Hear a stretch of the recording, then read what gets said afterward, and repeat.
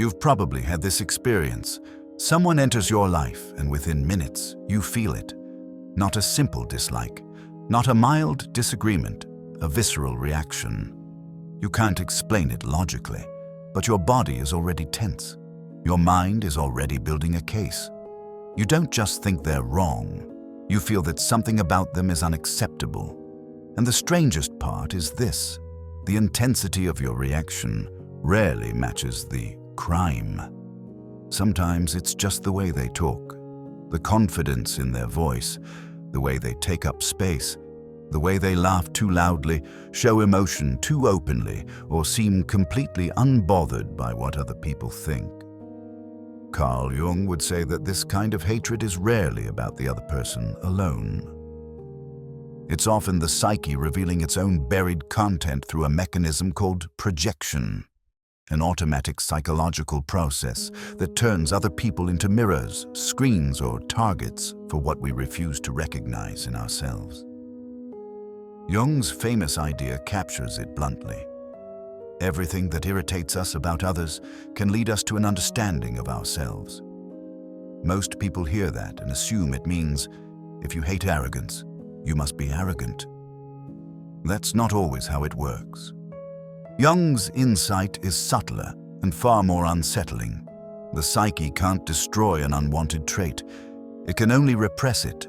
And when something is repressed, it doesn't disappear. It goes underground. It becomes unconscious. And what is unconscious does not sit quietly. It expresses itself indirectly, often by appearing out there in the world, attached to other people as if they carry what we refuse to carry. Jung called this rejected part of the personality the shadow. The traits, desires, impulses, needs, and potentials you disowned because they didn't fit the identity you had to build to be loved, safe, acceptable, or in control. The shadow isn't just evil. It includes anything your environment taught you was shameful or dangerous, including strength, ambition, sexuality, assertiveness, creativity, tenderness, and the need for attention. Once a trait is pushed into the shadow, you can't live it consciously, but you can still encounter it in others. And that's where hatred is born. This is why certain people seem to push your buttons with almost supernatural precision. They aren't always doing something objectively wrong. They are embodying something your psyche has forbidden you to be. Their existence violates the internal rules that hold your identity together. And when an identity is threatened, it doesn't respond calmly. It responds defensively, through disgust, judgment, ridicule, moral superiority, or rage. To understand this, you have to see what projection actually is.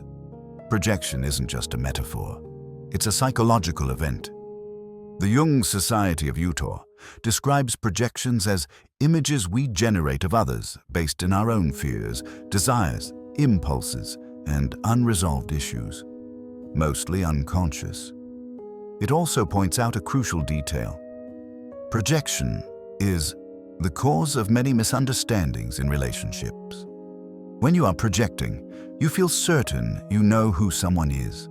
You interpret them instantly. You interact with assumptions rather than reality. And the more emotionally charged the reaction, the more likely it is that something unconscious is involved. So when you say, "I hate fake people," Jung might ask, what does fake mean to you? Is it people who perform, people who smile too much, people who adapt, people who try to be liked? Now the uncomfortable question, where do you do that? Subtly, socially, professionally? Or where did you used to do it until you decided it was humiliating and swore you'd never be that again? Sometimes hatred doesn't mean you are what you condemn. Sometimes it means you fear ever becoming it again. Or you fear discovering that you never stopped. This is why hatred can feel strangely righteous. It gives you identity. It tells you who you are by telling you who you're not. If you hate needy people, you get to be strong. If you hate arrogant people, you get to be humble. If you hate lazy people, You get to be disciplined. Hatred becomes a stabilizer for the ego. It's not just emotion, it's psychological scaffolding. But Jung would warn that identity built on denial is fragile because the denied part doesn't die. It waits, and then it shows up again, especially in relationships. You meet someone who embodies the trait you disowned and you react as if they're a threat. Not because they are dangerous, but because they carry the forbidden energy your psyche wants back. This is where the shadow becomes paradoxical. It is both what you fear and what you need. Consider how this plays out with confidence. Many people claim they hate confident people because they're full of themselves. But often, what they really hate is that confidence exposes their own self-abandonment. If you've lived your life shrinking, editing your opinions, apologizing for your needs, playing small to stay safe, someone's confidence can feel like an insult. Not to your intellect, but to your entire survival strategy. Their confidence says, "It's possible." And your psyche replies, "That's dangerous." So the ego labels them arrogant, because arrogance is easier to hate than freedom. Or take emotional expression. Some people say, "I hate dramatic people," but underneath it can be grief. If you were raised in a home where emotions were punished, mocked, ignored, or weaponized, you learned to shut them down. You became strong, you became rational, you became stable, but that stability might be a cage. So when you see someone crying openly, you don't just see tears, you see permission.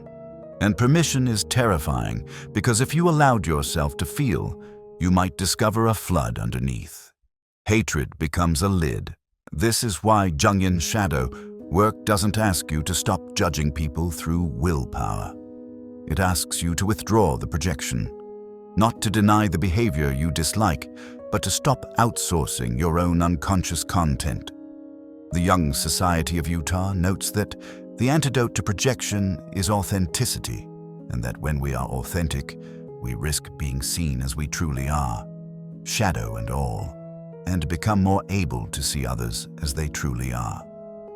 In other words, you don't fix projection by becoming nicer.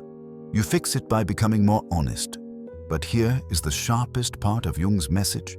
Projection doesn't only attach to traits you despise. It can also attach to traits you idealize. Sometimes you don't hate someone, you worship them. You see them as magical, special, superior, or everything you want to be. That too can be projection, because the ego projects anything it cannot identify with, whether it's darkness or light. This is why admiration can flip into hatred so quickly. When the idol disappoints you, the projection collapses, and what remains is rage that you ever gave away your power. So the real issue isn't simply, what do you hate? The deeper issue is, what parts of yourself have you disowned so completely that you can only encounter them through others? Because whatever is locked in the shadow will return, either as enemies you fight, partners you chase, or patterns you repeat. Here's a brutal but practical exercise. Think of the person who irritates you most. Not someone who truly harmed you, but someone who triggers you disproportionately. Write the trait down in one word: arrogant, weak, loud, needy, fake, lazy, attention-seeking, controlling. Then ask yourself what that trait represents in your internal world. Does it represent something you once were? Something you fear becoming? Something you secretly envy? Something you were punished for? Something you never allowed yourself to develop? Then ask an even harder question. What would a healthy version of that trait look like in you? Because integration is not imitation. Integrating aggression doesn't mean becoming violent. It might mean becoming assertive. Integrating selfishness might mean learning boundaries. Integrating attention-seeking might mean allowing yourself to be visible without shame. Integrating weakness might mean letting yourself ask for help. Jung's goal is not moral perfection, it is psychological wholeness. And this is where hatred becomes useful. Hatred is not sacred truth, it is information. It reveals where your identity is rigid, where your psyche is split, where you've built yourself out of fragments. Every strong judgment is a doorway. Not a doorway into becoming worse, but into becoming more honest. Because the cost of refusing your shadow is enormous. If you refuse to own your anger, it will leak out as passive aggression and contempt. If you refuse to own your envy, it will become moral superiority. If you refuse to own your need for love, it will become cynicism. If you refuse to own your desire for power, it will become manipulation.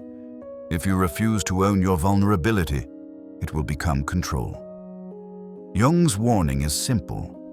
What you don't bring into consciousness will shape your life anyway. You will call it fate, you will call it bad luck, you will call it other people. But it will be you, unseen. So the next time hatred rises in you, don't rush to justify it. Pause. Ask, what am I protecting? What identity am I defending? What part of me is being threatened by this person's existence? And what would happen if I stopped fighting this trait in them and began integrating its energy in myself? That doesn't mean you tolerate harmful behavior. Jungian insight doesn't remove boundaries, it clarifies them. You can still say, this behavior is unacceptable, but you stop saying, this person is evil, when the reaction is really about your own denied interior. You separate real discernment from unconscious projection, and that alone changes your relationships, your emotional life, and the kind of person you become. If you want a single takeaway, it's this. Hatred is often a shadow invitation. It's the psyche saying, you left something behind. And until you retrieve it, you'll keep meeting it outside you, again and again, through the same types of people, in the same types of conflicts, with the same emotional intensity. So ask yourself, what trait triggers you most, and what does that reveal about what you've denied? And if you reclaimed that disowned part in a healthy form, who would you become? Drop one word in the comments, the trait you judge the hardest. Then ask yourself the Jungian question, is it truly them, or is it the part of you you've been running from? If you want more deep psychology grounded in Jung's ideas of shadow and projection, subscribe. Because this isn't about becoming better, it's about becoming whole.